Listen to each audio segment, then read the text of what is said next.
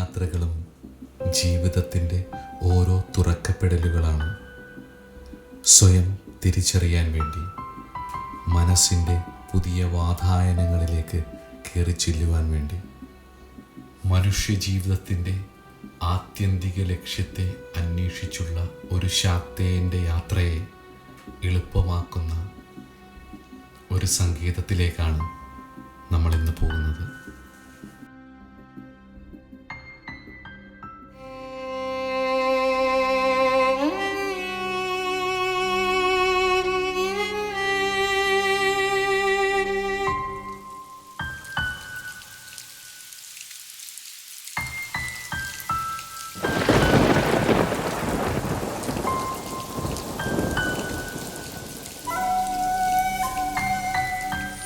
നമസ്കാരം.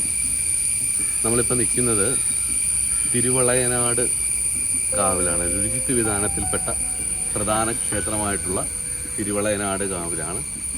ഈ ക്ഷേത്രത്തിൻ്റെ വിശേഷങ്ങളും ഈ ക്ഷേത്രത്തിൻ്റെ സങ്കല്പങ്ങളെക്കുറിച്ചും ഇതിൻ്റെ മറ്റു കാര്യങ്ങളെക്കുറിച്ചും നമുക്ക് മനസ്സിലാക്കാം.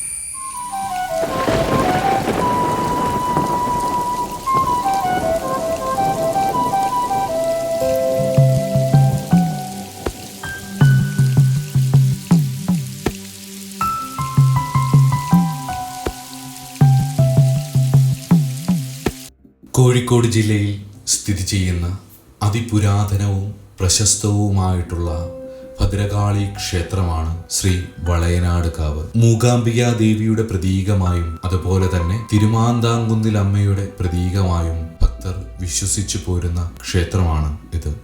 അതിമഹനീയമായ ഈ ക്ഷേത്രത്തിൽ പാർവതീദേവിയുടെ അഞ്ജനവള ഇരിക്കുന്നതിനാലാണ് വളയനാട് കാവ് എന്ന് പേര് വന്നത് എന്നും ഈ ക്ഷേത്രത്തിനടുത്താണ് ആഴ്ചവട്ടം എന്ന സ്ഥലം സ്ഥിതി ചെയ്യുന്നത്.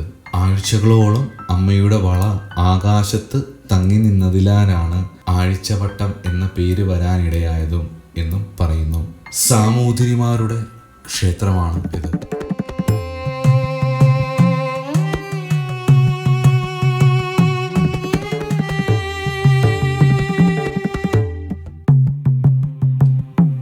രുചിത്ത് വിധാനത്തിൽപ്പെട്ട ഈ 13 കാവുകളുടെ മിഥോളജിക്കൽ സ്റ്റോറീസിലേക്ക് നമ്മൾ ഇറങ്ങിച്ചെന്ന് കഴിഞ്ഞാൽ ഈ ക്ഷേത്രങ്ങൾ തമ്മിൽ ഒരു പരസ്പര ബന്ധം ഉള്ളതായിട്ട് കാണാൻ കഴിയും.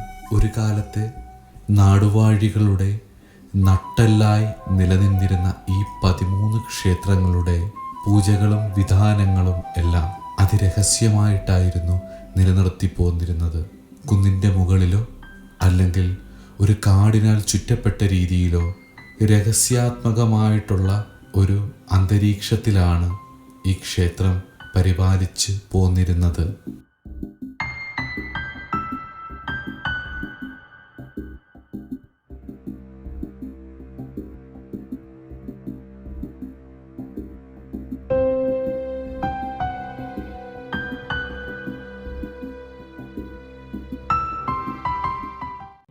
ഇന്ത്യയിലും വിദേശത്തുമായിട്ടുള്ള നിരവധി യൂണിവേഴ്സിറ്റികളിൽ സ്കോളേഴ്സ് അഷ്ടമാതൃക്കളെക്കുറിച്ചും അഷ്ടമാതൃക്കൾ പ്രതിഷ്ഠിച്ചിട്ടുള്ള ക്ഷേത്രങ്ങളെപ്പറ്റിയും അവിടുത്തെ റിച്വലിസ്റ്റിക് ട്രഡീഷൻസിനെ പറ്റിയുമുള്ള പഠനങ്ങൾ നടത്തിയിട്ടുണ്ട്.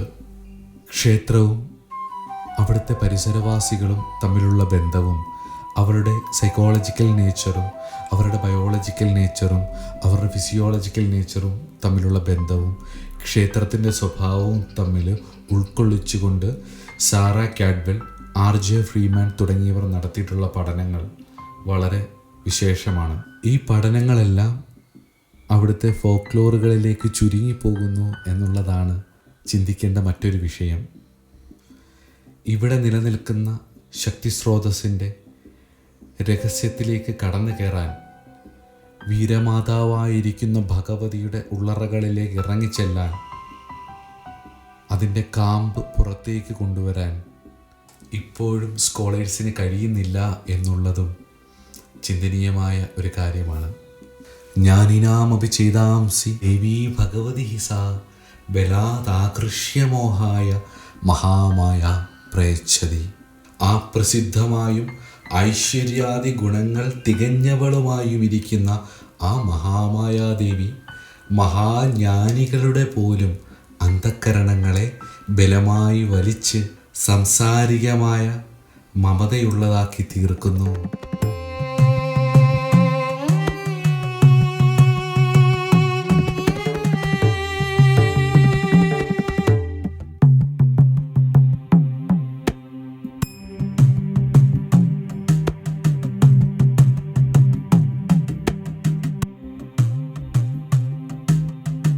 ഒരു തുള്ളിക്കൊരു കുടം വെള്ളം പോലെ കോരിച്ചൊരിയുന്ന ഈ മഴയത്താണ് വളയനാട്ടമ്മയുടെ തിരുസന്നിധിയിലേക്ക് കയറി ചെല്ലാൻ എനിക്ക് നിയോഗമുണ്ടായത്. മഹാദേവനും ക്ഷേത്രപാലകനും ഉപദേവന്മാരും അഷ്ടമാതൃസമേതയായിരിക്കുന്ന വീരമാതാവായ ഒരു രുചിത്വം ക്ഷേത്രത്തിനുള്ളിൽ തൊഴുതു വലം വെച്ച് മുന്നോട്ട് പോകുമ്പോൾ എൻ്റെ ലക്ഷ്യം ഭഗവതിയുടെ മുന്നിലേക്ക് എത്തുക എന്നുള്ളത് തന്നെയായിരുന്നു. അമ്മയുടെ മുന്നിലേക്ക് അടുക്കുന്ന ഓരോ നിമിഷവും ആവേശമുണർത്തുന്ന രീതിയിൽ ഒരു പ്രത്യേകതരം ഊർജം എൻ്റെ മനസ്സിലൂടെയും ശരീരത്തിലൂടെയും കടന്നുപോയി. അമ്മയുടെ മുന്നിൽ അല്പനേരം നിന്ന് തൊഴുത് മുന്നോട്ട് നടക്കുമ്പോൾ എൻ്റെ മനസ്സ് തീർത്തും ശാന്തമായിരുന്നു. എല്ലാ ഭക്തർക്കും അമ്മയുടെ സാന്നിധ്യം മനസ്സിലാവും എന്നുള്ളത് ഈ ക്ഷേത്രത്തിൽ ദേവീ ചൈതന്യം പ്രത്യക്ഷമാണ് എന്നുള്ളതിൻ്റെ ഏറ്റവും വലിയ തെളിവാണ്.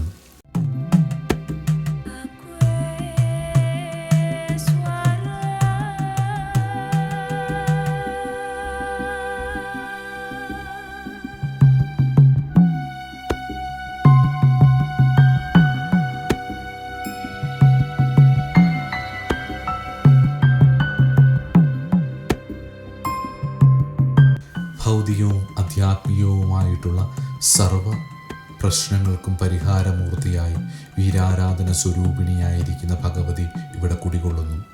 മധ്യമകർമ്മത്തിൽ ആചരിക്കുന്ന പൂജാവിധാനങ്ങൾ നമ്മുടെ ഭൗതിക ജീവിതത്തിലും ആധ്യാത്മിക ജീവിതത്തിലും ഉണ്ടാകുന്ന സർവ തടസ്സങ്ങളെയും നീക്കുന്നു എന്നുള്ളത് നൂറ്റാണ്ടുകളായി അമ്മയെ ആശ്രയിക്കുന്ന ഓരോ ഭക്തജനങ്ങളുടെയും അനുഭവമാണ്. രുചിത്വ വിധാനത്തിൽപ്പെട്ട ഈ 13 കാവുകളും ഇന്ന് കാണുന്ന രീതിയിലേക്ക് ഈ അടുത്ത കാലങ്ങളിലായി പുനരുദ്ധാരണം ചെയ്യപ്പെട്ടവയാണ്. അതിന് അടിസ്ഥാനമാക്കിയെടുത്തിരിക്കുന്നത് ശേഷസമുച്ചയത്തിലെ രുചിത്വ വിധാനം എന്ന ഭാഗമാണ്. ഒട്ടും സ്വരച്ചേർച്ചയില്ലാതെ ശേഷസമുച്ചയത്തിൽ കിടക്കുന്ന ഒരു ഭാഗമാണ് രുചിത്വ വിധാനം എന്നുള്ളത് കൊണ്ടും കാലത്തിൻ്റെ നിയോഗമായി കണ്ട് മഹാമായുടെ ചൈതന്യത്തിലേക്ക് മാത്രം ശ്രദ്ധ കേന്ദ്രീകരിക്കാം എന്നുള്ളത് മാത്രമാണ് വഴിയും.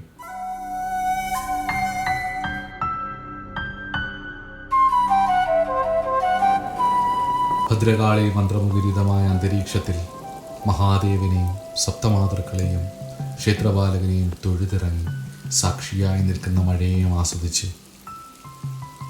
തിരുവളയനാട്ടമ്മയുടെ പാതാരവിന്ദങ്ങളിൽ സാഷ്ടാംഗം നമസ്കരിച്ച് നമുക്ക് അടുത്ത ക്ഷേത്രത്തിലേക്ക് പോകാം.